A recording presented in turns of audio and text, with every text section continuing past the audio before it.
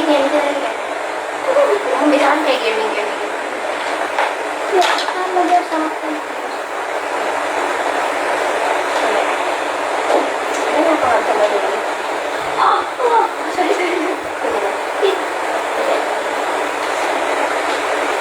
welcome to the day welcome to the day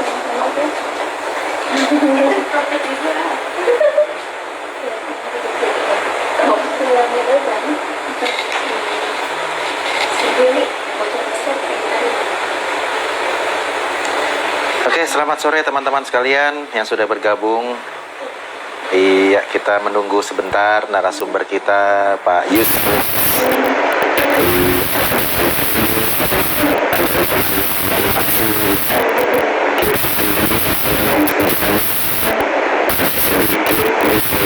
Karena memang satu dan lain hal, oke, kita akan segera undang Pak Yusan.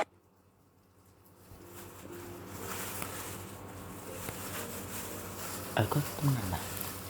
Live saiki. Yeah.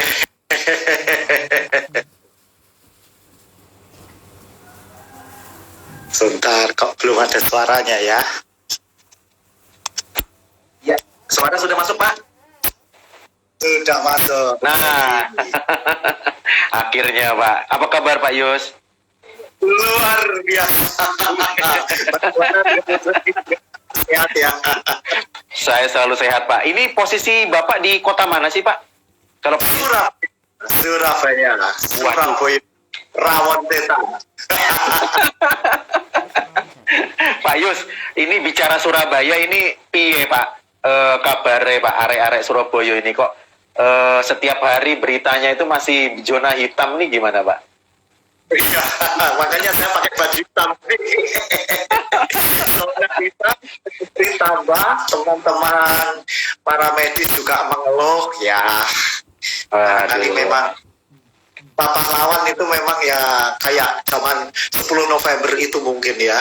Oh gitu ya. Jadi, ya, kan maksud saya semangat perjuangan dari para medisnya luar biasa. Betul. Oke, Pak Yus, ini posisi sedang di kantor ya atau di rumah? Saya di kantor. Di kantor ya. Di kantor. Ini saya kalau misalnya ke Surabaya nanti tak mampir ke kantor ya, Pak ya. Iya. Ya, sambil makan rawon setan nanti. Nah. Saya, Pak, kalau ke Surabaya itu tidak pernah lewat ke Moncastle.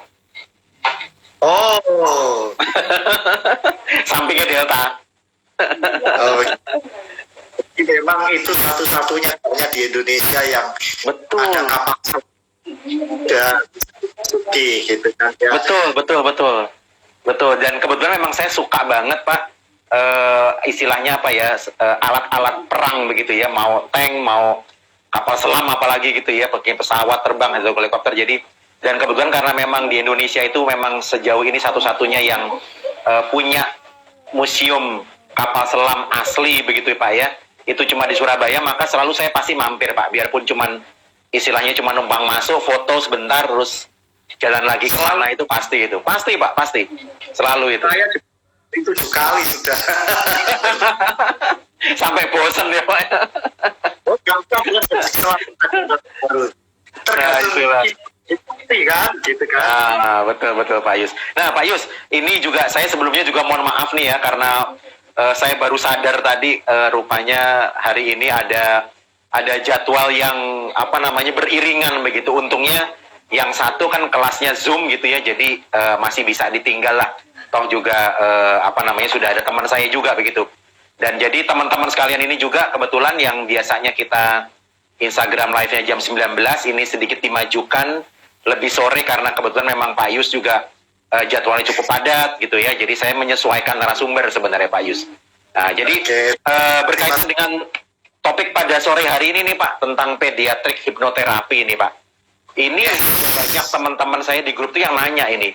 Ini maksudnya gimana lagi nih, Mas Egi? Ini ada pediatrik hipnoterapi model apa lagi katanya begitu. Monggo Pak, diberi pencerahan sedikit Pak tentang pediatrik hipnoterapi ini sebenarnya seperti apa Pak? Oke, jadi sebetulnya topik pediatrik hipnoterapi itu sudah lama. Sudah lama, di internasional lama. Saya sendiri ngasih latihan pediatrik hipnoterapi itu 2009 pertama kali. Jadi berapa tahun lalu? Sudah lama ya Pak? Sudah 11 tahun Ya. Pak? 11 tahun. Jadi sebetulnya memang pediatrik hipnoterapi ini rada berbeda dengan children hipnoterapi. Nah, adalah children hipnoterapi. Apa sih bedanya? Selain itu yang lebih banyak dikenal lagi hipnoparenting kan seperti itu kan? Iya. Nah, ini penggunaan hipnoterapi, hipnosis untuk areanya anak-anak. Sebetulnya kalau parenting itu areanya adalah orang tua. Iya. Jadi orang tua dalam melakukan parenting. Jadi fungsinya sebagai itulah, kita skip dulu. Nah, sekarang yang terpenting adalah kita bedakan antara children hipnoterapi dan pediatrik hipnoterapi. Jadi keduanya adalah sama penggunaan hipnoterapi untuk anak-anak. Subjeknya adalah anak-anak. Bedanya kalau children hipnoterapi adalah dia fokus pada permasalahan psikis, permasalahan psikologi anak. Kalau pediatrik hipnoterapi selain psikologi anak, permasalahan psikis, kejiwaan anak, juga permasalahan fisik anak. Jadi dibantu dengan pediatrik hipnoterapi. Misalnya banyak kami asma itu kan sengsara banget. Nah, di pediatrik hipnoterapi akan sangat membantu. Jadi ini banyak dipelajari oleh terapis, jadi dokter-dokter spesialis anak biasanya seperti itu yang belajar. Selain kita yang mau di serius belajar ini semacam Baik Pak. Nah, lalu kalau berkaitan tentang apa ya istilahnya ya, tahapan-tahapannya nih Pak. Kalau misalnya siapa tahu ada teman-teman di sini yang kebetulan sedang menyimak di sini ingin belajar gitu ya. Ingin belajar kira-kira tahapan-tahapannya seperti apa sih pembelajaran secara secara menyeluruh begitu?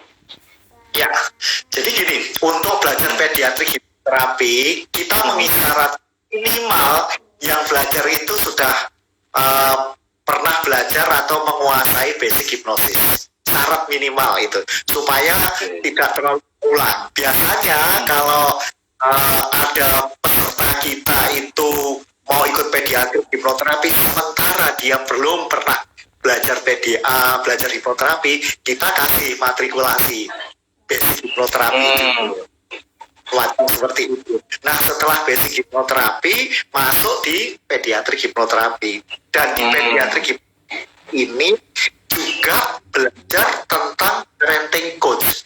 Jadi gini, 80-90% permasalahan anak-anak biasa bersumber atau berkaitan dengan orang tuanya. Nah, orang tuanya. Nah, sering-sering ketika datang ke tempat kita atau ke tempat profesional hipnoterapis yang lain, sering-sering orang tuanya itu nggak mau. Inginnya anak-anaknya dianggap seperti pakaian, masuk ke mesin cuci, dicuci, tunggu beres, kan semacam itu. Nah, padahal banyak sumber permasalahan atau banyak kaitan-kaitan yang ternyata orang tua penyebabnya. Untuk itu, pediatrik hipnoterapis jadi mesti mengajarin orang tuanya harus di coach. Soalnya kalau dibilang orang tua sakit bermasalah, nggak mau.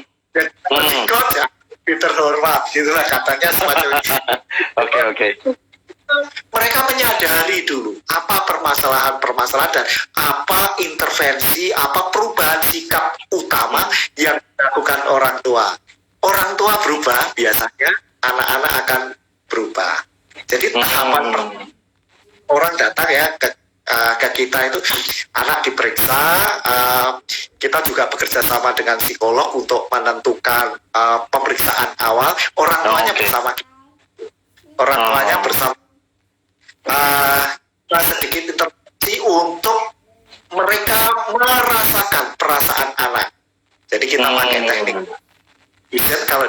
orang-orang akan akrab itu merasakan perasaan dan apa yang dirasakan anak sesungguhnya, sehingga orang tua punya insight.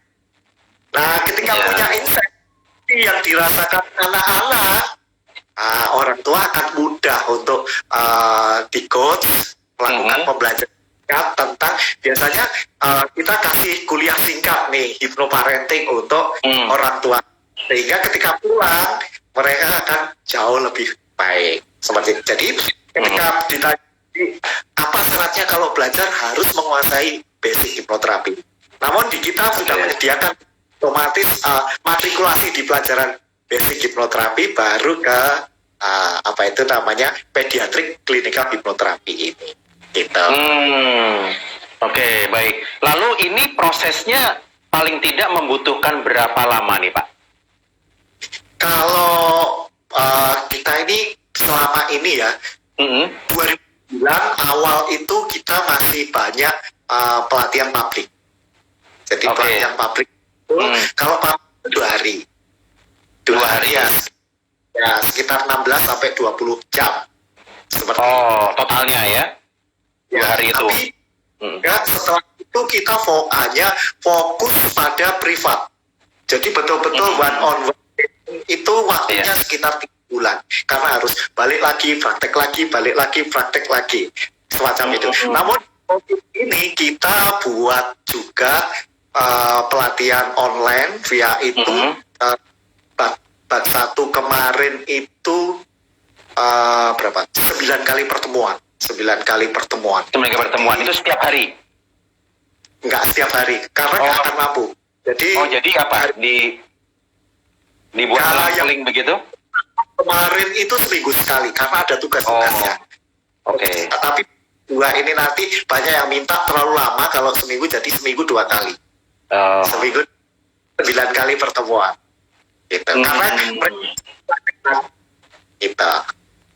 Oke, nah Pak Yus, ini kan berkaitan tentang situasi terkini ya, tentang pandemi ini. Kira-kira setelah pandemi ini gitu ya, bertambah nggak nih Pak jumlah orang tua yang yang pusing, stres gitu ya? Aduh, ini anak-anakku sekarang mesti belajar di rumah, harus dampingin begitu, atau tetap stabil aja? Orang tua yang mengikuti kelas-kelas ini? Ini selama pandemi ini sebetulnya banyak orang tua yang khawatir. Banyak orang tua khawatir minta terapi dan makanya kita tidak buka, meskipun ini di kantor tapi tetap belum bisa melayani klien, melayani murid untuk datang langsung, kita belum, karena sama-sama menjaga lah semacam seperti itu. Kita di kantor khusus untuk kasih, kalau terapi ya terapi online, pelatihan online itu. Selama pandemi ini, kalau setelah pandemi tahu nggak bisa meramalkan, tetapi selama pandemi ini permintaan banyak sekali. Permintaan banyak sekali, orang tua khawatir. Kalau anak-anaknya kan sebetulnya anak-anak itu datang ke kita bukan karena dirinya, selalu orang tua atau rekomendasi gurunya, atau mungkin kalau kasusnya parah rekomendasi dari dokter yang perawatnya. Kayak betul. Jadi menurut perkiraan saya ya, kalau orang tuanya banyak stres, mungkin juga stres terhadap anaknya. Anaknya sih menurut saya sih liburan begini fun-fun aja, oke-oke aja, asal ada. Yang ditakutkan orang tuanya adalah ketagihan gadget gitu kan? Iya betul Pak itu. Itu yang sekarang karena juga kan akhirnya menjadi kesempatan ya Pak ya, istilahnya pembelajaran jarak jauh gitu kan, menggunakan laptop, menggunakan HP gitu ya. Jadi kadang-kadang sambil belajar ya sambil main game atau sambil mungkin lihat YouTube gitu ya. Jadi cukup banyak nih problem-problem yang sekarang ini dihadapi orang tua begitu. Nah, kalau Pak Yus sendiri begitu ya, selama ini pengalaman ketika dalam hal pediatrik hipnoterapi ini gitu ya, pernah nggak mendapatkan kasus Pak atau masalah yang perlu waktu cukup panjang dibanding dengan yang lain-lainnya begitu? Oke. Jadi di tempat kita ini ada macam-macam untuk kaitan dengan pediatrik hipnoterapi. Ada yang memang kasus-kasus ringan sekali dua kali, misalnya fobia atau apa yang tidak terlalu berat. Kasus-kasus yang panjang adalah sebetulnya penyakitnya anak-anak sekarang, kecanduan game sekolah, stres yang berkembang. Nah, itu mogok sekolah itu memang butuh penanganan yang ekstra hati-hati dan butuh keseriusan baik orang tuanya maupun kita sebagai semacam itu bisa panjang. Kenapa? Misalnya dia mogok sekolah karena trauma pada gurunya. Oke, traumanya berhenti, selesai. Terus masuk lagi, ternyata tambah masalahnya kemampuan yang berkaitan dengan misalnya matematika kesulitan. Nah, kita itu kawal, jadi setelah diterapi sudah beres, mesti di coach. Banyak sekolah tidak mengajarkan cara belajar. Nah, anak-anak bisa jadi benci sejarah karena faktor gurunya, atau nggak tahu caranya belajar sejarah, atau nggak punya. Nah, itu ketika dia sudah mulai punya goal yang jelas, punya alasan yang kuat, dan anak-anak coach ngerti cara belajar. Oh, ternyata matematika mudah kalau tahu caranya. Oh, ternyata menghafalkan sejarah yang bertumpuk-tumpuk itu mudah ketika tahu caranya. Oh, ternyata menghabiskan buku cuma 1 jam itu mudah kalau tahu caranya. Ya, anak-anak. Jadi kita kawal sampai tuntas seperti itu. Ya, persyaratannya anaknya mau semacam itu. Iya, betul. Tanpa kemauan ya memang ya susah masuknya ya Pak ya, istilahnya ya memang harus ada dari yang bersangkutan sendiri bersedia begitu ya Pak ya. Tapi ini kita ada satu teknik yang luar biasa berdasarkan pengalaman kita. Pada umumnya sebetulnya anak datang ke tempat kita awalnya hampir 95% tidak mau. Mereka selalu diminta orang tuanya, orang tuanya setengah dipaksa atau disarankan oleh gurunya. Namun di pediatri ini kita ajarkan ke semua orang ada satu teknik yang luar biasa, namanya subconscious to subconscious communication. Jadi kita di bawah sadarnya anak-anak, dan kita begitu dapat ahanya, kita bisa dengan mudah membuat anak-anak itu akan suka prosesnya. Contoh berapa tahun yang lalu saya punya klien itu datang dari Nganjuk. Dari Nganjuk itu sekitar 110 km dari Surabaya. Lumayan ya. Sudah datang ke tempat kita, naik mobil, nggak mau turun dari mobil anaknya. Waduh, usia berapa itu Pak? SMP, kelas 2 SD. Jadi dipaksa-paksa tetap nggak bisa, nggak mau. Wah, ini gimana? Orang sudah datang jauh-jauh kan gitu kan? Iya. Kita masuk ke teknik subconscious to subconscious itu, sebelum turun akhirnya turun. Kita langsung ketemu. Di turun itu kita pakai cara biasa-biasa, dirayu-rayu, diberi hadiah, tetap nggak mau. Ini batal di mobil, tetap macam ini. Gitu. Nah, akhirnya karena kita bisa masuk ke subconsciousnya sebelum turun itu, nemui, kita dapat tahan. Kita bilang satu kata, kamu mau diajak arti? Langsung dia buka, mau. Jadi ketika kita pakai teknik subconscious to subconscious itu kurang lebih kayak modifikasi deep trance identification gitu kalau di dalam NLP, kita dapat hanya ternyata anak itu pengen sakti. Nah, ketika dia mau, langsung tes sugestibilitas, kasih, wah kamu bisa ngerasa dingin kayak es, wow menggigil ya, ayo naik ke atas dia cari sakti. Nah, itulah berikutnya proses gampang ketika anak sudah mau. Nah, ini salah satu jurus andalan sebetulnya. Kalau teknik-tekniknya mudah, tapi inilah salah satu teknik yang bisa membantu melakukan hipnoterapi pada anak. Jadi setiap orang mempelajari ini kalau belajar pediatrik hipnoterapi. Gitu. Nah, Pak Yus, ini kan sekarang ini ya, semenjak pandemi ini kan semua pelatihan bisa dibilang itu yang tadinya tatap muka kan beralih ke tatap layar ya, seperti sekarang kita ini ya, kelas webinar dan yang lainnya. Nah, seberapa efektif sih Pak kalau misalnya kalau tatap muka sudah pasti ya bisa total dan segala macam. Tapi kalau dengan kelas webinar seperti sekarang ini Pak, kira-kira apakah juga cukup efektif gitu ya, atau ada hambatan-hambatan tertentu yang memang tidak bisa dilakukan begitu ketika kita memberikan kelas-kelas hipnoterapi ini, Pak?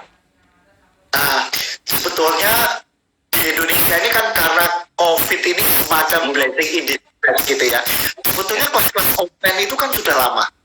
Saya banyak kali ngambil kelas-kelas online di luar itu sejak 12 atau 15 tahun yang lalu sudah banyak sampai sekarang. Sudah banyak. Dan saya amati banyak kelas-kelas materi online yang bagus-bagus, yang bagus-bagus.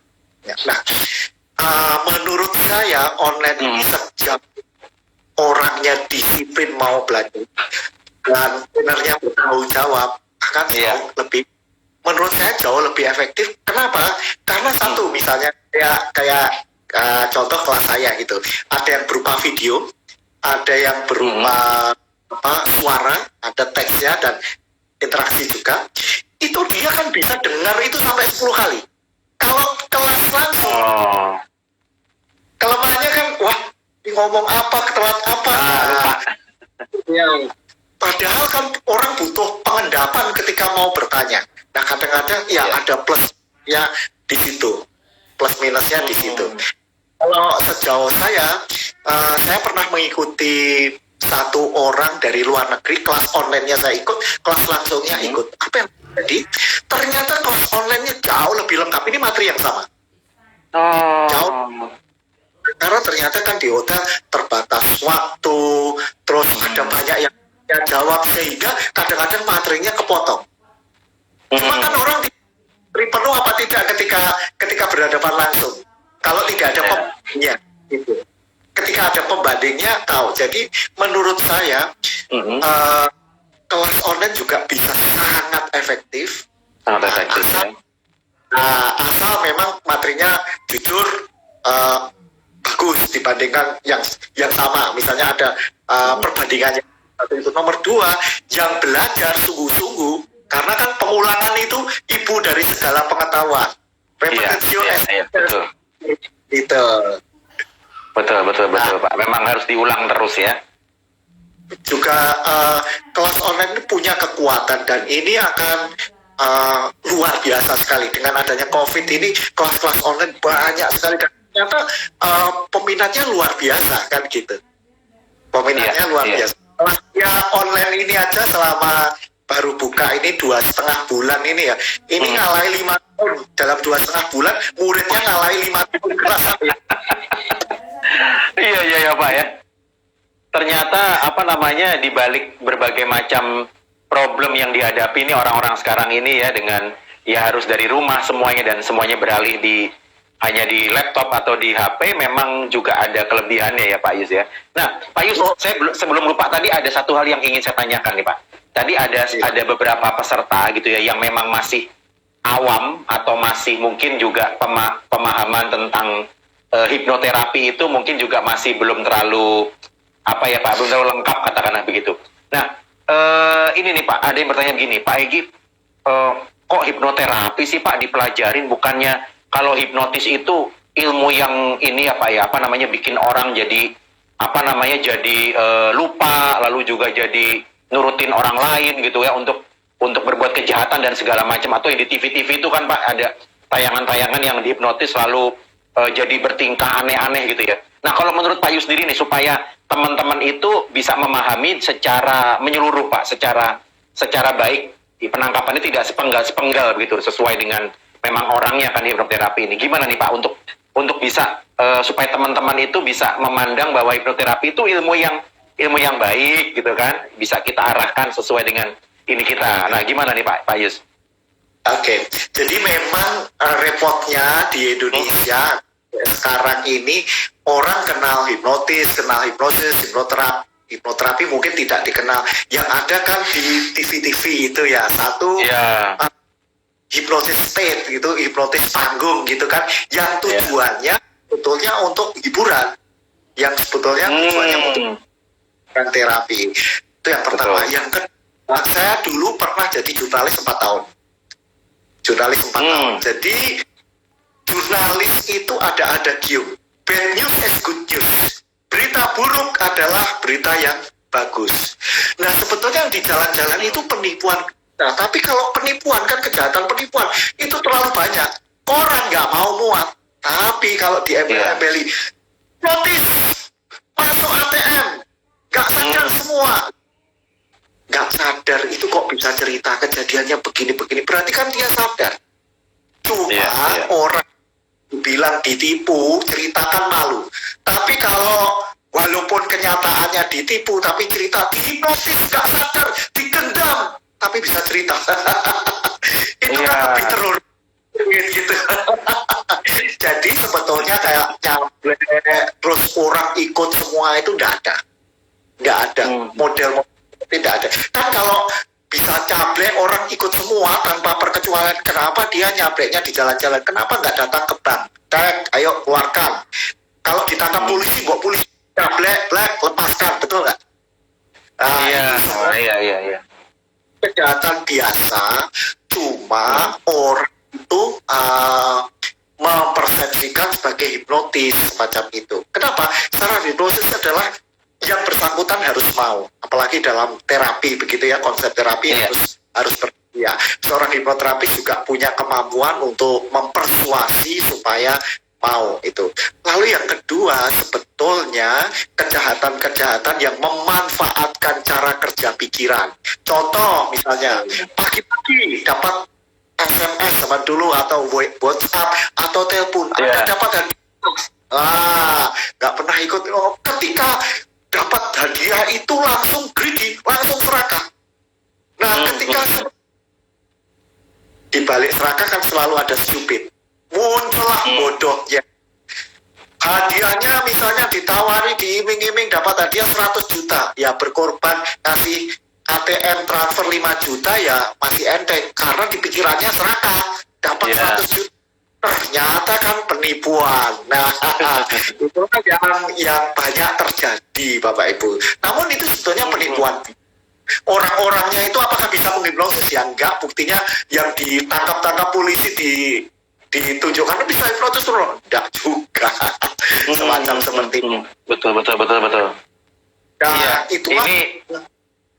Nah, itu yang banyak menjadi persepsi masyarakat. Padahal hipnoterapi sebetulnya ilmu yang sangat tua. Frank Anton Mesmer itu 1700 berapa seperti itu.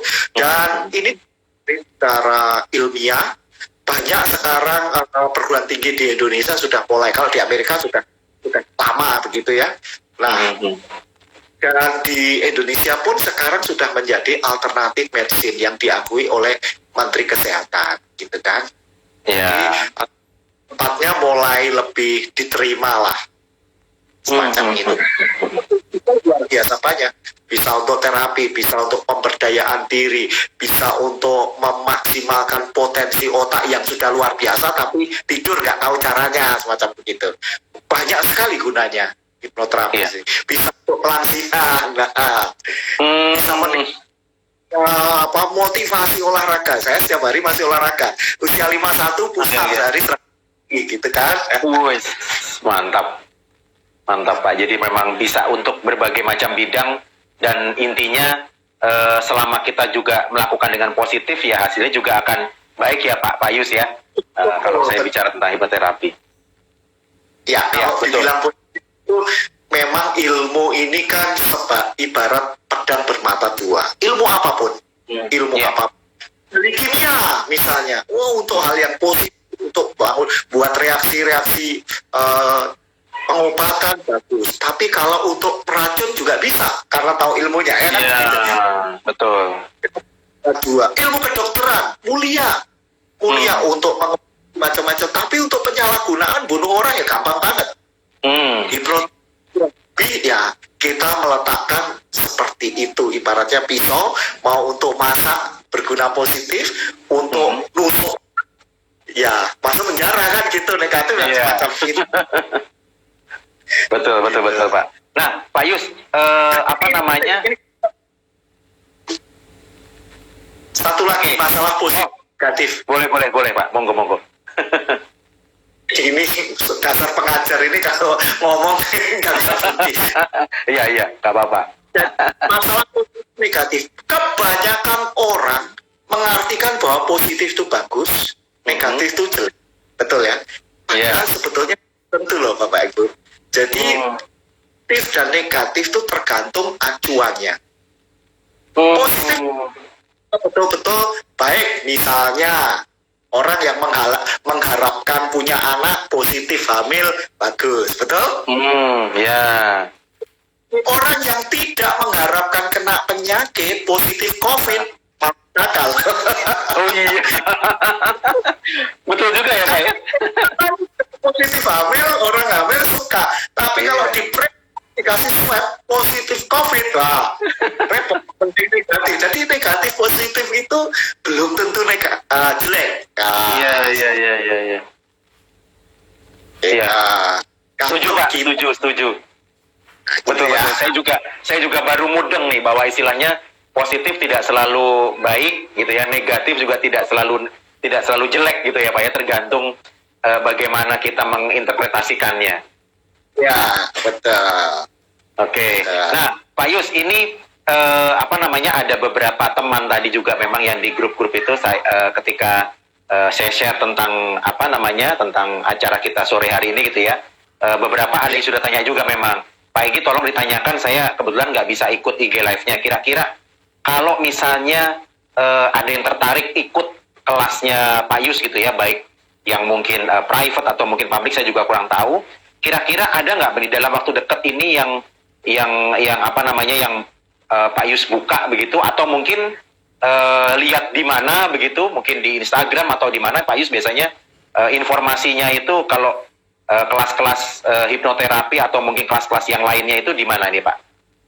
Oke, jadi karena masa COVID ini, cita-cita saya pada waktu itu terinspirasi Bill Gates. Bill Gates pada zaman usur dulu, zaman old dulu kan dia bilang satu rumah satu komputer. Nah sekarang udah satu rumah banyak komputer gitu.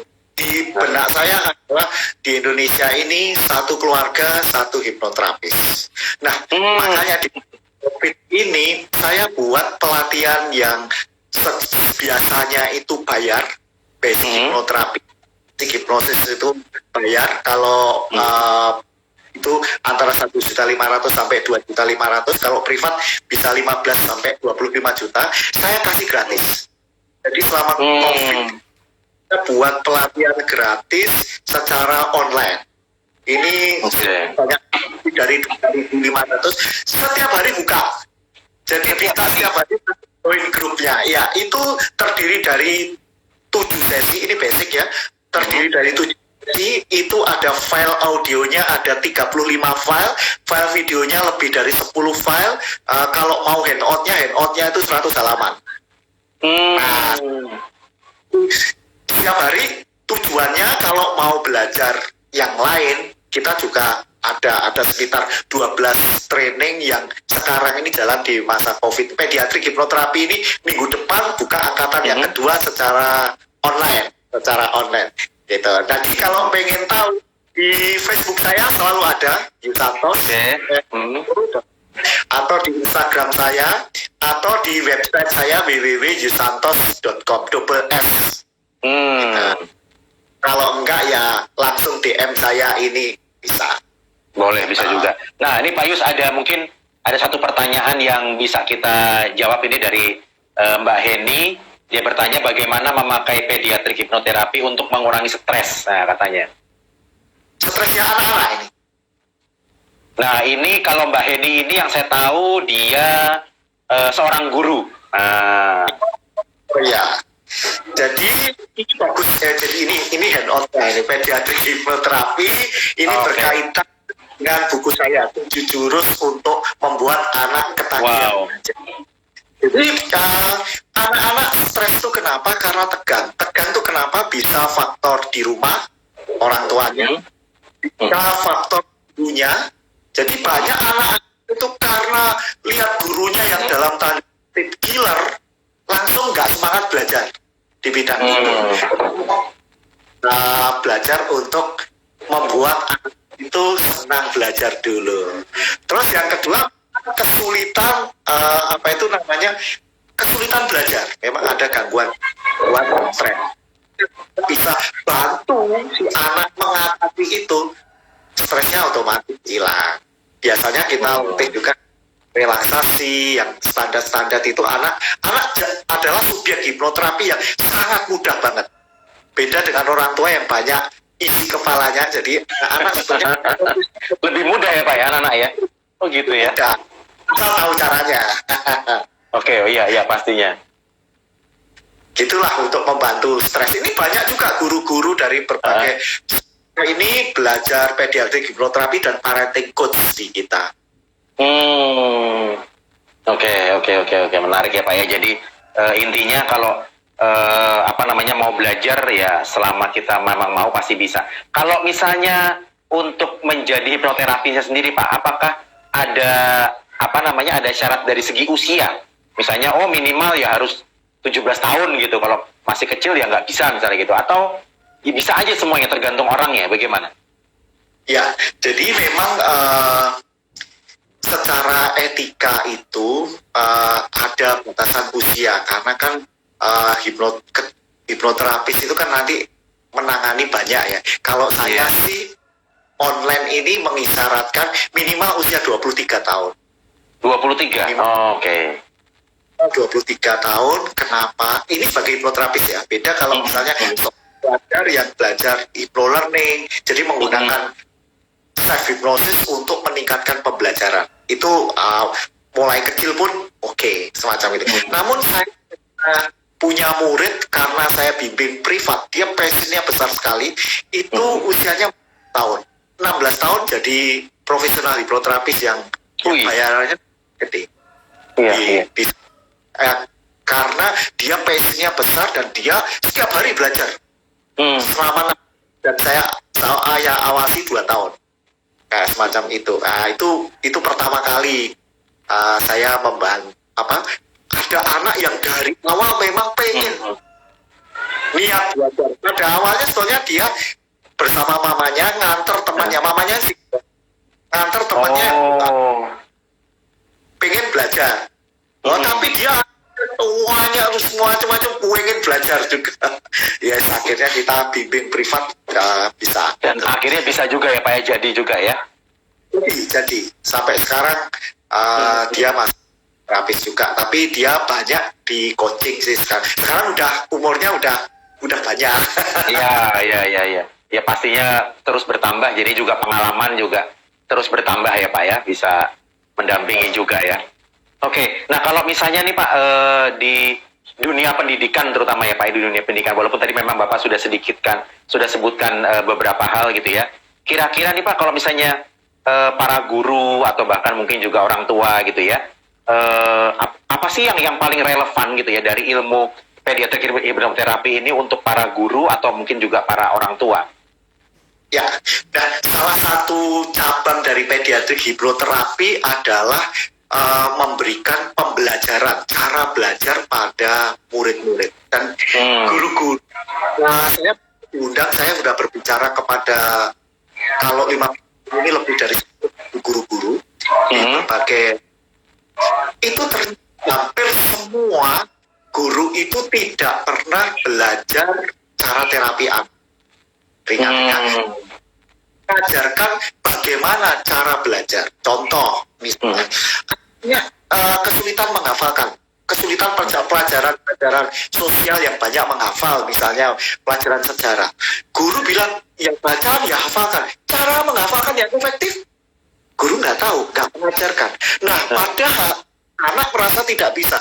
Padahal kalau guru tahu cara ngajari belajar, demikian juga orang tua, anak-anak akan menjadi jauh lebih semangat, jauh lebih jos. Nah, saya ini beberapa link ke sekolah-sekolah untuk mengajarkan ini. 7 jurus NLP ada hipnoterapinya agar anak-anak ketagihan belajar gitu. Nah, kalau ketagihan belajar kan bagus kan gitu. Iya, betul. Nah itu ngomong-ngomong Pak, bukunya di toko buku ada semua atau baru internal Bapak aja? Ini diterbitkan oleh grup Gramedia sudah 3 tahun yang lalu. Rasanya di toko buku sudah habis. Kalau ya di Surabaya sudah sold out, hampir semua sold out. Namun kita masih simpan, mereka yang serius. Biasanya kita linkkan dengan pelatihan kita. Kita juga melatih train for the trainernya membuat guru-guru atau terapis atau orang tua menjadikan anak rajin belajar dengan teknik-teknik ini. Jadi kita memang simpan, tapi kalau beli bukunya saja nggak bisa. Ikut dan paket trainingnya dapat bukunya ini. Oh begitu, oke. Terbit 3 tahun lalu. Iya, sudah nggak dicetak ulang lagi ya Pak ya? Wah itu polisinya penerbit. Apalagi kan ya. COVID Iya, COVID ini betul, mungkin dalam bentuk PDF-nya ada. Oh, oke. Baik, karena saya pikir juga ini juga cukup bagus tuh Pak untuk kalau misalnya saya seringkali untuk berhadapan dengan guru-guru gitu ya, dan juga untuk orang tua itu, karena saya juga kadang memberikan parenting itu juga bisa menjadi salah satu solusinya tuh Pak Yus. Nanti mungkin setelah ini kita kontak-kontakan ya Pak ya. Ya. Oke, Pak Yus, ini kebetulan karena memang kan Pak Yus juga mau persiapan sebentar lagi juga masih ada online lagi. Saya juga kebetulan juga masih mendampingi online juga. Kira-kira nih Pak, untuk di sesi terakhir nih penutupan, kira-kira hal-hal apa lagi yang mungkin ingin Pak Yus amati gitu ya, di garis bawah lagi ya, sebagai kesimpulan pembicaraan kita pada sore hari tentang pediatrik hipnoterapi. Gini, jadi kalau belajar pediatrik hipnoterapi itu memang hal yang serius biasanya untuk terapis, tapi untuk orang tua paling tidak belajar namanya kayak hipnoparenting, parenting coach. Kalau untuk guru-guru belajar hypnoteaching berkaitan bagaimana mengajar berbasis pikiran sadar dan otak kiri, otak kanan, supaya kemampuan otak anak-anak yang luar biasa itu tidak sekedar kalau pinter ujian saja, tapi betul-betul mengoperasikan dirinya sehingga mendapat kehidupan yang optimal. Sebetulnya inti hipnoterapi, apalagi pediatrik hipnoterapi itu walaupun khususan ya super spesialis gitu, namun fokusnya adalah bagaimana anak tumbuh dan berkembang menjadi luar biasa. Dan di pediatrik hipnoterapi itu bisa menghipnoterapi anak-anak mulai dalam kandungan usia 3 tahun. Lalu tambahan 5 tahap, ada tahapan preverbal 0 sampai 2 tahun, itu sudah bisa dilakukan hipnosis secara langsung. Diajari anak-anak misalnya membaca pun bisa. Masih ingat ada metode Glendoman misalnya. Lalu ada 2 sampai 5 tahun. Lalu 5 sampai 9 tahun, lalu 9 sampai 12 sampai dewasa. Ya, itulah area-area pediatrik yang teknik-tekniknya antar rentang usia ini beda-beda. Dan itu memang diperuntukkan untuk terapis untuk yang pediatrik hipnoterapi. Tapi biasanya kalau orang minimal belajar basic hipnoterapi atau parenting coach atau hipnoparenting atau hypnoteaching kalau untuk guru-guru. Untuk guru-guru ya. Supaya generasi kita ini akan tumbuh optimal karena kita diciptakan sebagai makhluk yang paling mulia, imago Dei, citra Allah yang luar biasa, citra Tuhan. Itu kalau kita tidak maksimalkan, ya tidak akan tumbuh optimal. Sayangnya sekolah kan tidak ngasih how to-nya, caranya. Mudah-mudahan satu cara untuk how to menjadikan insan anak-anak kita, insan generasi muda kita lebih optimal di berbagai bidang kehidupan. Itu saja Mas. Baik Pak Yus, wah ini sangat menarik. Saya sih pengennya Pak Yus nanti mungkin setelah acara ini selesai kita coba atur waktunya. Kalau misalnya nanti saya punya banyak grup-grup terutama dari guru ya, dari sekolah-sekolah yang mungkin pengen juga belajar tadi tentang bagaimana mengaplikasikan ilmu hipno tadi untuk mengajar anak-anaknya gitu ya, murid-muridnya supaya lebih lebih fokus belajar lagi dan seterusnya. Terutama ini kan masa pandemi ini, belajar di rumah ini kan masih cukup panjang ya Pak Yus ya, supaya guru-guru ini bisa mendampingi juga murid-muridnya dari tempatnya masing-masing. Itu harapan saya, mudah-mudahan nanti Pak Yus cocok waktunya Pak. Siap Mas Eki. Oke, baik Pak Yus. Dan terima kasih Mas Eki memberi kesempatan kita bisa langsung ketemu muka dan mudah-mudahan bermanfaat untuk siapa saja. Amin, amin Pak, pasti bermanfaat Pak. Baik Pak Yus, sekali lagi saya ucapkan terima kasih. Semoga nanti kita lanjutkan bisa di kelas yang lain ya Pak ya. Sukses untuk Pak Yus, untuk karya-karya Pak Yus gitu ya. Semoga kita bisa jumpa nanti Pak kalau pandemi udah selesai Pak ya. Oke Pak Yus, sekali lagi selamat sore. Terima kasih, matur nuwun. Ya, Pak. Monggo. yes.